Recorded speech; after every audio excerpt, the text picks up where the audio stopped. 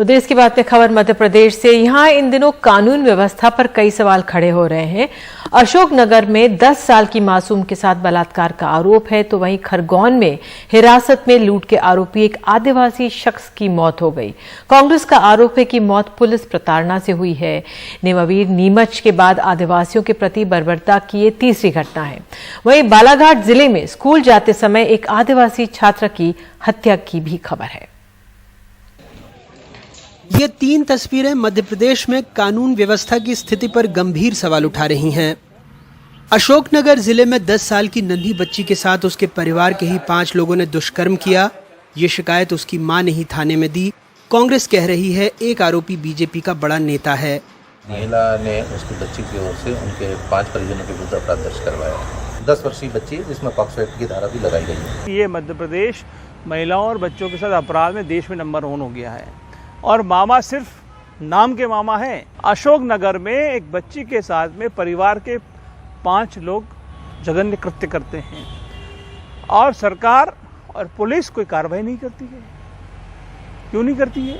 क्योंकि जो इस अपराध में लिप्त हैं वो एक वरिष्ठ नेता के खास हैं।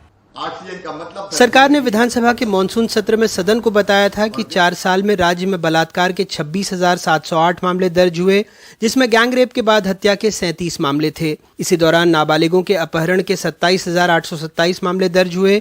इन मामलों में 16,038 आरोपी थे, लेकिन 1,353 की गिरफ्तारी नहीं हो सकी।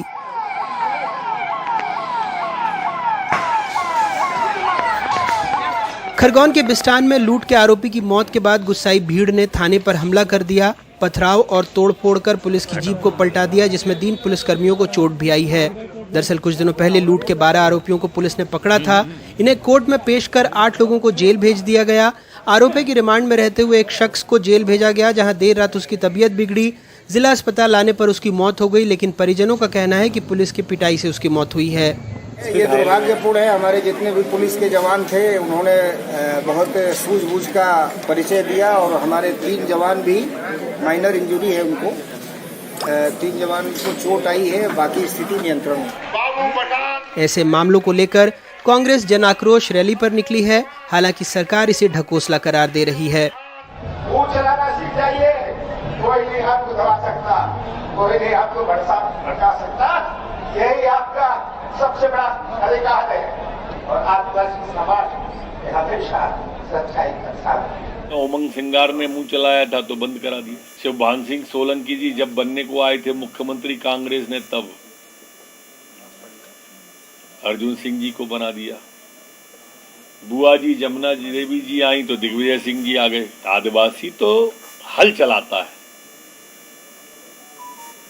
हमारी संस्कृति को, हमारी सभ्यता को बचा के, हमारे वनों को बचा के अपने आप को आगे बढ़ाता है और कांग्रेस के लोग जाके उनमें भ्रम फैलाते हैं। चलिए मंत्री जी, विपक्ष आरोप लगाएगा, लेकिन आपकी पुलिस क्या कर रही है?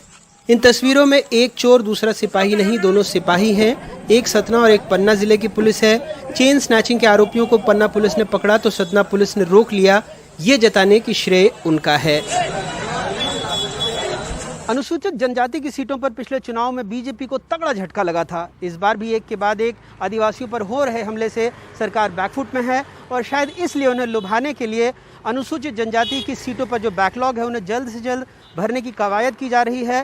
तय किया गया है कि प्राइमरी स्कूलों में अनुसूचित जनजाति की बोलियों और भाषाओं को सिलेबस में शामिल किया जाए। साथ ही गृह मंत्री अमित शाह इसी महीने जबलपुर आने वाले हैं, जहां वो गोंडवाना साम्राज्य के अमर शहीद शंकर शाह और उनके बेटे रघुनाथ शाह के बलिदान दिवस के कार्यक्रम में शामिल होंगे। मध्य प्रदेश में अपने ब्यूरो सहयोगी और भोपाल से कैमरा पर्सन रिजवान खान के साथ अनुराग द्वारी, NDTV इंडिया।